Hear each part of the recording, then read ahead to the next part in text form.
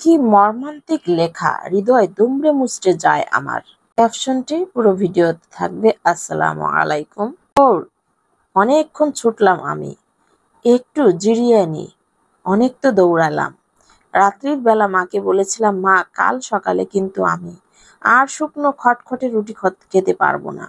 আমারে হয় কলা কিনে দিবা, আর তা না হলে বিয়েবাড়ির ডেক কাছানো বাসি মাংসের ঝোল এনে দিবা, আমি রুটি দিয়ে খাবো।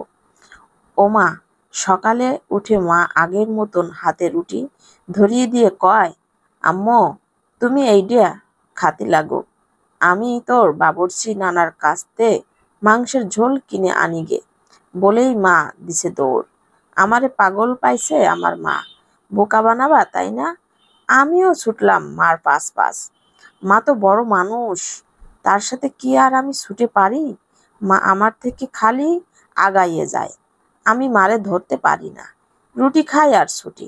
এরকম ছুটতে ছুটতে দেখলাম মা মাইক্রোবাসের তলায় চলে গেল। মেলা রক্ত পড়ছিল মার। কয়েকটা বেটা মারে ধরাধরি করে ডাক্তারের কাছে নিয়ে গেল। ডাক্তার বলল, খুকি মারা গেছে তোমার মা, তোমরা থাকো কই? রাগে আমার গা কাঁপছিল। ততক্ষণে ওই লোহার মতন শক্ত রুটি আমার খাওয়া শেষ, কিন্তু আমার রাগ কমতেছে না। কিছু পরে মারে নিয়ে গেল গা গোসল দেওয়াতে। মারে নাকি কবর দেবে। যা ইচ্ছে দিক, আমি পাশ ছাড়তেছি না। হেফজোখানার পিছনে কবরস্থানে মারে রাখা হয়েছে। একটা জামরুল গাছের তলায়। কয়টা বেটা বড় করে গর্ত খুঁজতেছে। আমার হাতের রুটি শেষ, কিন্তু রুটির গন্ধ আমার আঙ্গুলে আঙ্গুলে।